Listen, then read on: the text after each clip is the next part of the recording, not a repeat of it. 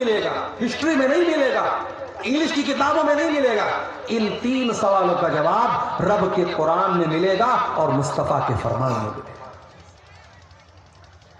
آپ آج بچوں کو مدرسے نہیں بھیجتے، مجھے اعتراض نہیں، آپ اسکول بھیجو، مجھے کوئی اعتراض نہیں، مگر آپ اپنے بچے کو اس لائق بناؤ، اپنی بیٹی کو اس لائق بناؤ کہ آپ کا بچہ اور بچی اسکول میں پڑھ کر بھی ان 3 سوالوں کا صحیح جواب دے دے.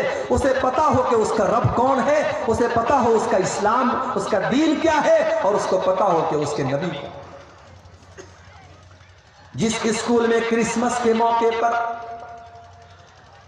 اوپر سے ٹافی گرا کر کے یہ بتایا جا رہا ہو کہ آج اللہ کا بیٹا پیدا ہوا ہے، نعوذ باللہ، آج اللہ کا بیٹا پیدا ہوا ہے، اس لیے اللہ تعالیٰ ٹافی بانٹ رہا ہے.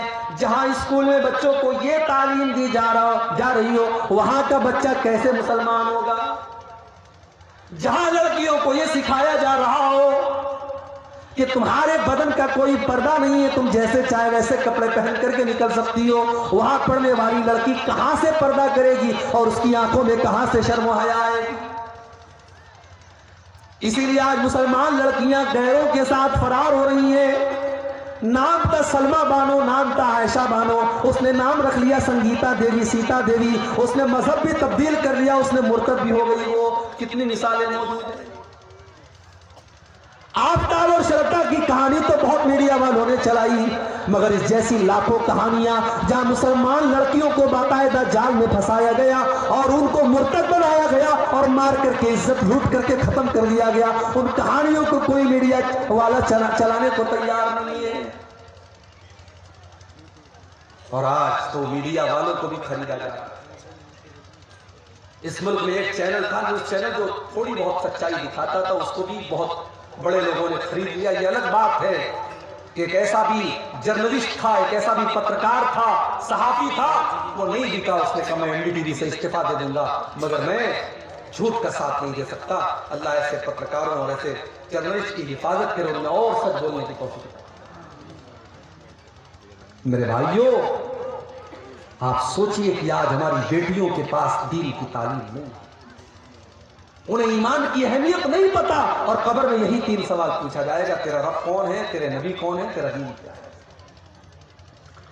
اچھا، اگر ہم دنیا میں رٹ لیں میرا رب اللہ ہے، میرا دین اسلام ہے، میرے نبی محمد ہے، رٹنے سے کام نہیں چلے گا. رٹنا نہیں ہے. اگر آپ چاہتے ہیں کہ قبر میں آپ کے منہ سے صحیح جواب نکلے تو آپ کو اللہ والی زندگی گزارنی پڑے گی. اگر آپ چاہتے ہیں کہ قبر میں آپ کے منہ سے نکلے میرا دین اسلام ہے تو آپ کو اسلام پر چلنا پڑے گا. آپ کی زندگی اسلام والی ہوگی تب قبر میں صحیح جواب نکلے گا. اگر آپ چاہتے ہیں کہ قبر میں جب فرشتہ پوچھے تیرے نبی کون ہیں اور آپ کے منہ سے یہ نکلے میرے نبی محمد صلی اللہ علیہ وسلم ہیں، تو آپ کو اللہ کے نبی کے طریقے پر زندگی گزارنی پڑے گی. جو بندہ مومن ہوگا، جس نے ایمان والی زندگی گزاری ہوگی، وہ ان 3 سوالوں کا صحیح جواب دے گا. وہ کہے گا میرا رب اللہ ہے، میرا دین اسلام ہے، میرے نبی محمد ہیں. فرشتہ پوچھے گا وما یدریکا، تجھے ان 3 سوالوں کا جواب کیسے پتا چلا؟ بندہ کہے گا قرأت کتاب اللہ، میں نے قرآن کو پڑھا تھا، میں نے حدیثوں کو پڑھا تھا، میں نے اللہ اور اس کے رسول کی باتوں کو پڑھا تھا. آج کون پڑھتا ہے؟ کون پڑھتا ہے قرآن کو؟ پہلے تو بوڑھی عورتیں گھر میں رہتی تھی، وہ بیچاری صبح قرآن پڑھتی تھی. اب تو وہ بوڑھیاں بھی ختم ہو گئی. اب کی تو عورتیں وہ ہیں کہ صبح کو وہ اٹھتی ہیں تو موبائل پر سیریل دیکھتی ہیں، پہلے رات کو بستر پہ سونے لگتی ہے تو سیریل دیکھتی. نوجوان کو گانا سننے سے فرصت نہیں، بڈھوں کو گانا سننے سے فرصت نہیں. آج ہمارے گھروں میں قرآن کون پڑھتا ہے؟ میرے بھائی اپنے دل پر ہاتھ رکھ کر کے بتاؤ کہ آخری ٹائم آپ نے قرآن کو کب پڑھا؟ ہم نے قرآن کے ساتھ بہت ناانصافی کی، اور کل قیامت کے دن اللہ کے نبی ہمارا گریبان پکڑیں گے، اور اللہ کے نبی قیامت کے دن اللہ کی بارگاہ میں کہیں گے وقال الرسول یا رب ان قوم اتخذوا هذا القرآن مہجورا. اللہ کے رسول کہیں گے اے اللہ میری اس قوم نے قرآن کو چھوڑ دیا تھا، قرآن کو چھوڑ دیا تھا. قبر میں 3 سوالوں کا جواب دینے والا کہے گا میں نے قرآن کو پڑھا تھا. اور جو انسان کافر تھا، منافق تھا، اسلام پر نہیں چلتا تھا اس کے منہ سے صحیح جواب نہیں نکلے گا، وہ چاہ کر کے بھی صحیح جواب نہیں دے پائے گا، اس کے منہ سے بس ایک ہی جواب نکلے گا، ہاں ہاں لا ادری، ہائے ہائے میں نہیں جانتا۔ فرشتہ کہے گا تو نہیں جانتا اس لیے کہ ما دریت وما تلیت، نہ تو نے علم حاصل کیا، نہ تو نے قرآن پڑھا، نہ تو نے حدیث پڑھی، نہ تو نے علماء سے علم حاصل کیا، نہ تو مدرسے گیا، نہ تو نے علماء سے سیکھا، نہ تو نے علم حاصل کیا، نہ تو نے خود پڑھنے کی کوشش کی۔ تو اللہ نے فرمایا کلا سوف تعلمون، ان قریب تم جان جاؤ۔ ثم کلا سوف تعلمون، تم ضرور جان جاؤ گے اپنی حقیقت کو۔ کلا لو تعلمون علم الیقین، میرے بندو اگر تم یقین کی نظر سے قبر کا منظر دیکھ لو تو اپنے مردوں کو دفنانا بند کر دو۔ اگر قبر کے اندر جو عذاب ہو رہا ہے، اگر وہ عذاب ہماری آنکھوں کے سامنے آ جائے میرے بھائی، تو کوئی اپنے باپ کو قبرستان لے کے نہیں جائے گا، کوئی اپنے بیٹے کو قبرستان لے کے نہیں جائے گا۔ اللہ کے نبی فرماتے ہیں کہ اگر مجھے اس بات کا ڈر نہ ہوتا کہ تم اپنے مردوں کو دفنانا بند کر دو گے تو میں اللہ سے دعا کرتا کہ وہ عذاب قبر کی آواز تم کو سنا، لیکن ہم سن لیں گے تو مردوں کو دفنانا بند کر دیں۔ کلا لو تعلمون علم الیقین، میرے بندو اگر تم یقین کی نظر سے قبر کے عذاب کو دیکھ لو، اللہ کے عذاب کو دیکھ لو تو تمہارا کیا حال ہوگا؟ لَتَرَوُنَّ الْجَحِيمَ، تم ضرور جہنم کو دیکھو گے۔ جہنم، ہائے ہائے، اب یہ پورا ٹاپک ہے کہ جہنم کیسی ہے اور کیا۔ کبھی انشاءاللہ آپ کے علاقے میں موقع ملا تو تقریر اس پر ہوگی کہ جہنم کیسی ہے۔ اتنا سمجھ لیجئے کہ تکلیف اور ٹارچر کی آخری حد ہے جہنم۔ جہنم وہ جگہ ہے جہاں آپ موت کی آرزو کریں گے مگر موت نہیں ملے۔ جہنم وہ جگہ ہے جو اللہ نے اپنے نافرمانوں کے لیے سزا کے طور پر تیار کر رکھی۔ کلما نضجت جلودہم بدلناہم جلودا غیرہا لیذوقوا العذاب، جب جہنمیوں کے چمڑے جہنم کی آگ میں جلنے لگیں گے تو ہم ان کے اوپر نیا چمڑا چڑھا دیں گے تاکہ بار بار جلنے کی تکلیف ان کو محسوس ہو۔ جہنمیوں کو آگ کا بستر دیا جائے گا، ان کو ایسا پھل دیا جائے گا جس کو کھانے کے بعد ان کا پیٹ انگارہ بن جائے گا، اس کو کڑوا کسیلا جہنمیوں کا پیپ اور مواد پلایا جائے گا۔ لَتَرَوُنَّ الْجَحِيمَ، میرے بندو تم جہنم کو ضرور دیکھو۔ میرے بھائیوں، آج اگر دنیا میں کوئی جل جائے اس کی لاش کو دیکھ کر کے ہم برداشت نہیں کر سکتے۔ سوچو میرے بھائی، ہمارے بیٹے اور بیٹیاں جہنم کی آگ میں جلے، ہم یہ کیسے گوارا کر سکتے ہیں؟ ہماری بیوی ہمارا پریوار جہنم کی آگ میں جلے، ہم یہ کیسے گوارا کر سکتے ہیں؟ لَتَرَوُنَّ الْجَحِيمَ، میرے بندو تم ضرور جہنم کو دیکھو گے۔ ثُمَّ لَتَرَوُنَّهَا عَيْنَ الْيَقِينَ، تم یقین کی نظروں سے جہنم کو دیکھو گے۔